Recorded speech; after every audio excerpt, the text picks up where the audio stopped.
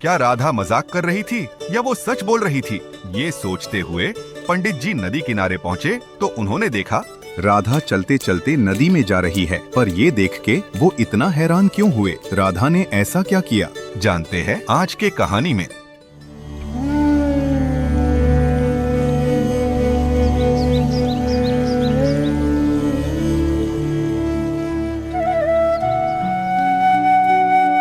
नदी किनारे माधवपुर नाम का एक गांव था। राधा अपने पिताजी के साथ गांव में रहती थी। राधा के पिताजी ने कुछ गाय पाली थी।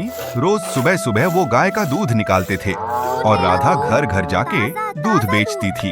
एक दिन राधा नदी किनारे से गुजर रही थी तो रास्ते में उसको माझी चाचा मिले। माझी चाचा बोले, राधा बेटी, मटकी में थोड़ा दूध बचा है क्या? क्यों चाचा, आपको लेना है क्या? मैं दूध का क्या करूँगा बेटी, नदी पार के मठ में एक नए कथावाचक आए हैं। वो पूछ रहे थे उनको सुबह सुबह ताज़ा दूध चाहिए।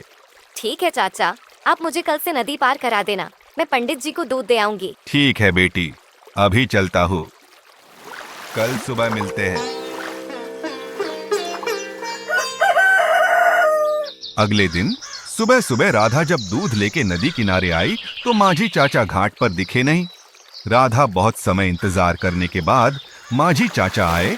राधा ने नाव से नदी पार की और सीधा जाके आश्रम पहुंची। आश्रम में पंडित जी नाम संकीर्तन कर रहे थे। राधा ने मटका लेके वहीं भजन खत्म होने का इंतजार किया। सब लोग जाने के बाद राधा पंडित जी के पास गई। पंडित जी ने पूछा, कुछ काम था बेटी? राधा बोली, वो माझी चाचा बोल रहे थे आपको दूध चाहिए तो मैं दूध लेकर आई हूँ। रोज सूर्योदय से पहले दूध दे सकोगी? मैं बहुत जल्दी उठ जाती हूँ। आपको कितना दूध चाहिए? एक सेर तो चाहिए ही, पूजा पार्वण के दिनों में और भी ज्यादा चाहिए होगा। ठीक है, पर सेर का पूरा 5 पैसे लूंगी। नाव से नदी पार होना पड़ता है यहाँ तक आने के लिए। पंडित जी हंसकर बोले, पैसों का चिंता मत करना, मैं हर हफ्ते पूरे पैसे दे दिया करूँगा, पर याद रहे सूर्योदय से पहले। राधा सर हिलाकर हाँ बोली। आज तो भोग लग चुका है। आज मंदिर के सामने जो घड़ा है उसमें एक सेर नाप के डाल दे और सही से नापना, और ज्यादा पानी मिलाया तो मैं दूध नहीं लूंगा। पंडित जी से बात पक्का करके राधा घर लौट गई। अगले दिन सूर्योदय से पहले ही राधा घाट पर आ गई और माझी चाचा का इंतजार करने लगी। माझी चाचा जब तक आए तब तक सूरज उग गया था। माझी चाचा बोले, आजा, जल्दी जल्दी बैठ जा नाव में। राधा जाके बैठ गई। चाचा नाव चलाने लग गए। राधा बोली, चाचा थोड़ा जल्दी आ जाया करो, पंडित जी ने सूरज उगने से पहले दूध मंगाया है। माझी चाचा बोले, बूढ़ा हो गया हूँ, अभी और सुबह सुबह उठा नहीं जाता मेरे से।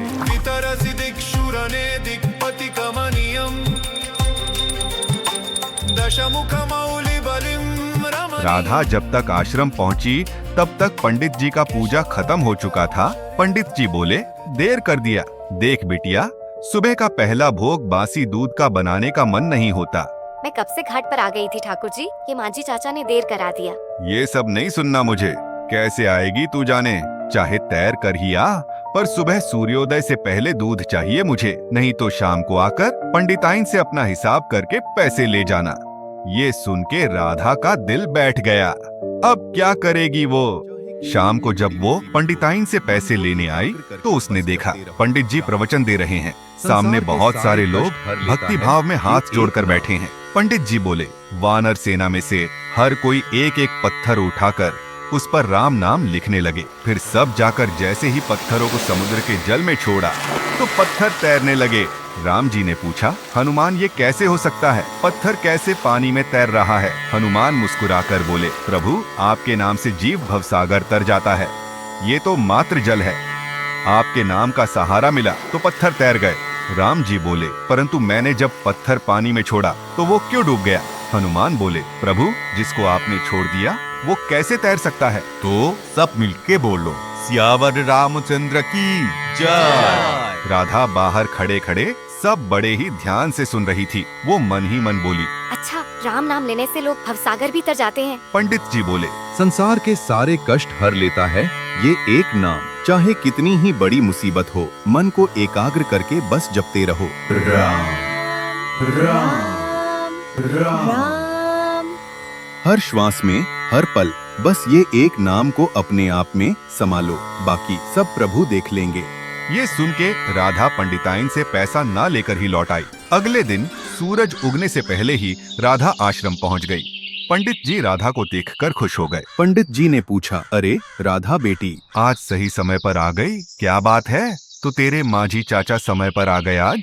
पंडित जी, माँ जी चाचा के लिए इंतजार करती तो आज भी देर हो जाती, तो मैं खुद ही आ गई। तुम्हें नाव चलाना भी आता है? नाव कहाँ से लाऊंगी? मैंने आपके बताए उपाय से नदी पार किया। मैंने ऐसा क्या बोला? कल आप कथा सुनाते समय बोल रहे थे ना कि राम नाम लेके भवसागर पार किया जा सकता है, तो ये तो एक छोटी सी नदी है। ये सुन के पंडित जी सोचने लगे, क्या कह रही है ये लड़की?